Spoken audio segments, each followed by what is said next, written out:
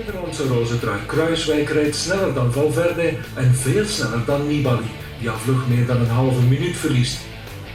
Voor Nibali is het een baaldag. En hier ook problemen voor Nibali. Ketting eraf, ook dat nog. De haai op het droge. En ook dat versterkingsapparaat zijn fiets. Een drama voor Vincenzo Nibali. Kijk naar de ontgoocheling op het gelaat van de Italiaan.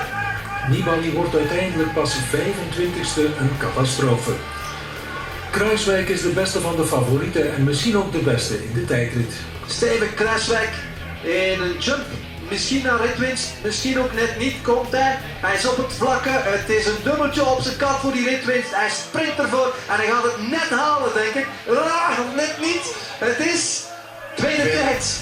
De 24-jarige Rus Alexander Foliforov is 1600ste sneller. Maar ook de Nederlander Kruijswijk glundert, want hij lijkt op weg naar de eindzege in de Giro.